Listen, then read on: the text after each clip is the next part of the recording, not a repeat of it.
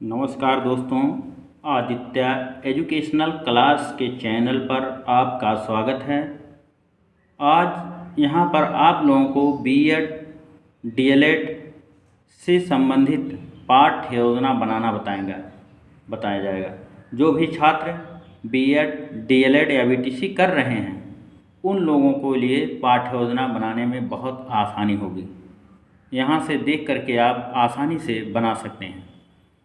सबसे पहले ऊपर लिखते हैं आदर्श पाठ्य योजना। विद्यालय का नाम या संस्था का नाम, जिस संस्था में आपको शिक्षण कार्य करना है उस संस्था का नाम लिखेंगे।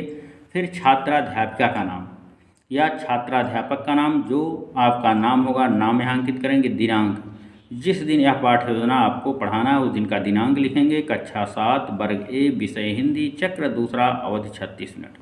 प्रकरण या हिमालय की बेटियाँ। उसके बाद सामान्य उद्देश्य। सामान्य उद्देश्य का संबंध विषय से होता है, हिंदी से, और विशिष्ट उद्देश्य का संबंध जो प्रकरण से होता है। यहाँ पहला सामान्य उद्देश्य विद्यार्थियों में हिंदी गद्य साहित्य के प्रति रुचि उत्पन्न करना। दूसरा, छात्रों में हिंदी भाषा के प्रति अनुराग उत्पन्न करना। तीसरा, छात्रों में हिंदी गद्यांश की अर्थ ग्रहण क्षमता का विकास करना। चौथा, छात्रों में हिंदी शब्द भंडार का विकास करना। पाँचवां, छात्रों में गद्यगत भावों के अवबोध क्षमता का विकास करना। छठवां, छात्रों की वर्णन, विश्लेषण, वचन आदि बौद्धिक शक्तियों का अभिवर्धन करना। उसके बाद विशिष्ट उद्देश्य आता है ज्ञानात्मक उद्देश्य।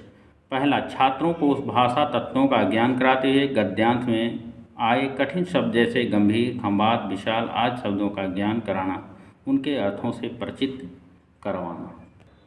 भावात्मक उद्देश्य, छात्रों को उदाहरण एवं दृष्टांत आदि के माध्यम से पाठ के स्थलों एवं अंशों का अवबोध कराना तथा पाठ में उच्चारित पाठ्यांशों के माध्यम से हिमालय की बेटियों के सकारात्मक भाव उत्पन्न करना।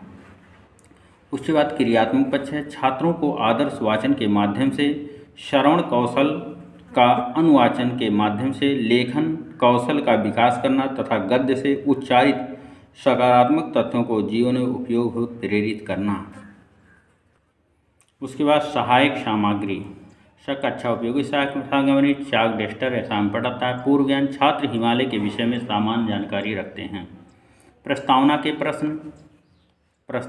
प्रश्न के अंतर्गत प्रस्तावित प्रश्न, संभावित उत्तर लिखते हैं। प्रस्तावना का पहला प्रश्न है, हमारे देश का क्या नाम है? तो छात्र बताते हैं भारत। दूसरा प्रश्न, भारत में बहने वाली कुछ नदियों के नाम बताओ। गंगा, यमुना, सतलज, सोन आदि। तीसरा प्रश्न, गंगा नदी किस पर्वत से निकलती है? तो छात्र, गंगा नदी हिमालय पर्वत से निकलती है।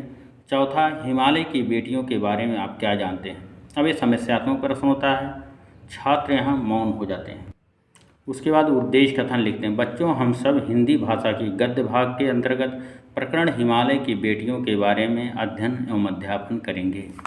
फिर प्रस्तुतिकरण लिखते हैं, अध्ययन अध्यापन की सुविधा की दृष्टि से प्रस्तुत पाठ को 2 सोपानों में बांटकर अध्ययन करेंगे। प्रथम सोपान में संकेत, अभी तक मैंने उन्हें दूर ... उल्लास कहाँ से गायब हो गए। फिर आदर्श वाचन, छात्राध्यापिका प्रस्तुत पाठ का कक्षा में खड़े होकर उचित आरोहों के साथ आदर्श वाचन करेंगी। फिर अनुकरण वाचन लिखेंगे। अनुकरण वाचन, छात्राध्यापिका कुछ छात्रों से प्रस्तुत पाठ का अनुकरण वाचन कराएंगे। फिर कठिन निवारण के शब्द, यहाँ प्रश्न नहीं होगा, प्रश्न बार बार लिखा गया लेकिन शब्द होगा। एक तरफ शब्द, फिर अर्थ लिखते हैं, गंभीर माने भयंकर, खम्भरात माने उत्तेजित, भावभांगी किसी अंश का वह स्थिति जहाँ से भाव प्रकट होते हैं। उसके बाद मौन वाचन, छात्राध्यापिका छात्रों को मौन वाचन का निर्देश देंगी और स्वयं घूम कर कक्षा कार्य का निरीक्षण करेंगी। फिर विचार विश्लेषण के प्रश्न, लेखक के दिल में हिमालय के प्रति कैसे भाव हैं? दूसरा, लेखक किस के कंधे पर चढ़ा? फिर द्वितीय सोपान आता है, संकेत, सिंधु और ब्रह्मपुत्र 2 ऐसे नाम ... या खाली स्थान, बच्चियां बनकर एक ऐसे खेला करती हैं। फिर आदर्श वाचन, छात्राध्यापिका प्रस्तुत पाठ का कक्षा में खड़े होकर उचित आरोह के साथ आदर्श वाचन करेंगे, मतलब जो स्टेंजा है इसको पढ़ेंगे छात्राध्यापिका या छात्राध्यापक। फिर अनुकरण वाचन, छात्राध्यापक कुछ छात्रों से प्रस्तुत पाठ का अनुकरण वाचन कराएंगे। फिर इस स्टेंजों को छात्रों से पढ़वाया जाएगा। फिर कठिन निवारण के शब्द, यहाँ शब्द लिखेंगे हम।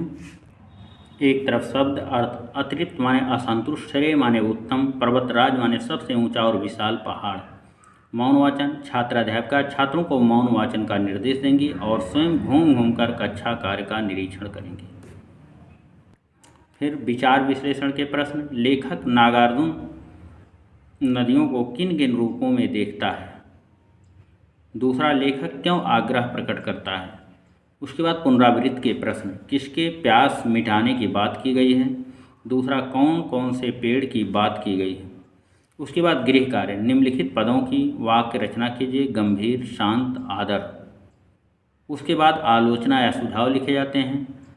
यहाँ पर्यवेक्षक द्वारा आलोचना किए जाते हैं कि आपका शिक्षण कार्य कैसा है। पॉजिटिव नेगेटिव दोनों प्रकार के आलोचनाएं की जाती हैं, सुझाव दिए जाते हैं कि आपके शिक्षण कार्य में क्या कमियां हैं, क्या अच्छाइयां हैं, जिससे बाद में आप इस आलोचना या कमेंट को देख करके आप अपने शिक्षण कार्य में सुधार कर सकें। Thank you class. दोस्तों, ये वीडियो आपको अच्छा लगे तो इसको लाइक कीजिएगा, सब्सक्राइब कीजिएगा, अपने दोस्तों में शेयर अवश्य कीजिएगा। धन्यवाद।